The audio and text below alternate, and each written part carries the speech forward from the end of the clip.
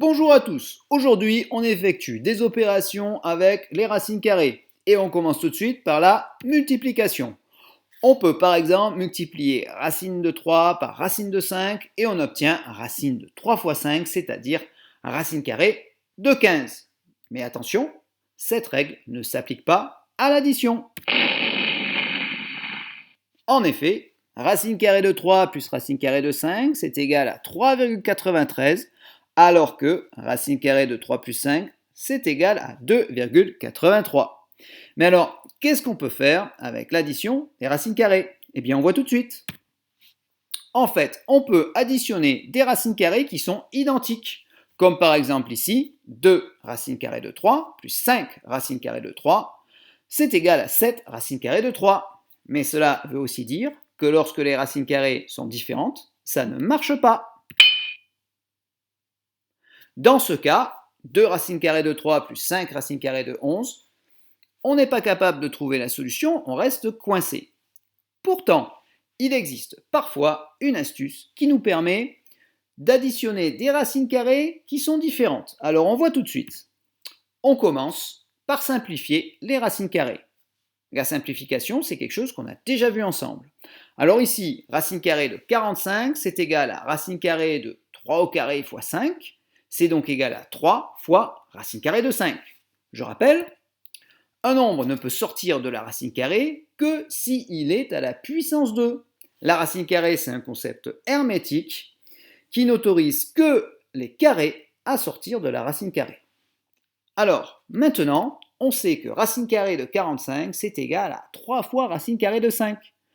Donc, on peut se permettre d'additionner racine carrée de 45 avec des multiples de racine de 5. Par exemple, racine de 45 plus 4 racines de 5, c'est en fait égal à 3 racines de 5 plus 4 racines de 5, donc 7 racines de 5.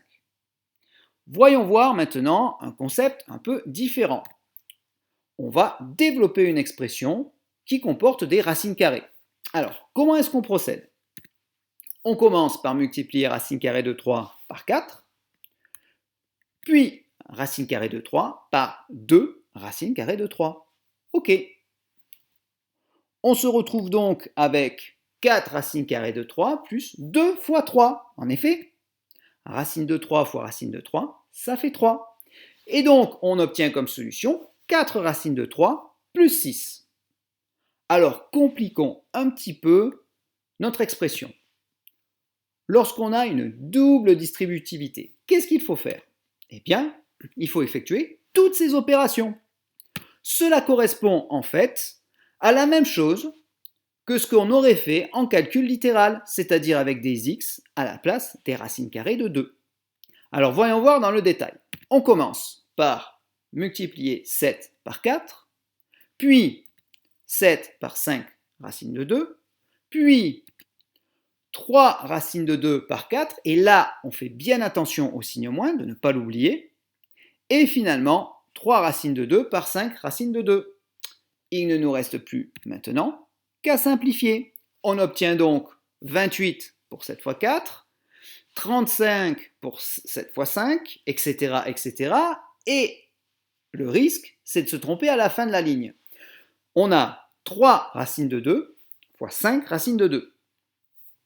Alors, 3 fois 5, ça fait 15. Racine de 2 fois racine de 2, ça fait 2. C'est toujours la même règle. Et surtout, il ne faut pas oublier le signe moins. On se retrouve donc maintenant avec une expression un peu longue qu'on peut encore simplifier. Mais attention, il ne faut pas additionner 28 avec 35 parce que la priorité des opérations nous impose de multiplier 35 avec racine carrée de 2. Donc il ne faut surtout pas additionner ces deux termes.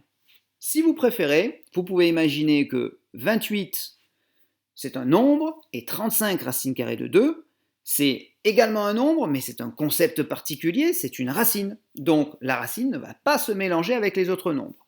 Moralité de l'histoire, on va additionner le 28 avec le moins 30 et le 35 racine de 2 avec le moins 12 racine de 2.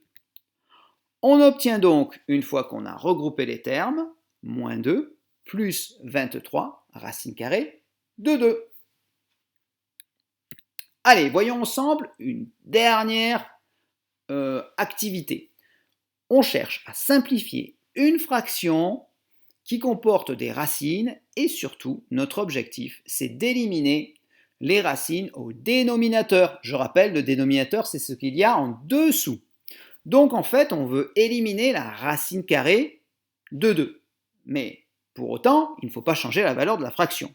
Alors qu'est-ce qu'on fait? Eh bien, tout simplement, pour éliminer cette racine au dénominateur, on va multiplier en haut et en bas par racine carrée de 2. Ainsi, la fraction ne change pas de valeur, le dénominateur devient racine carrée de 2 fois racine carrée de 2, c'est-à-dire 2.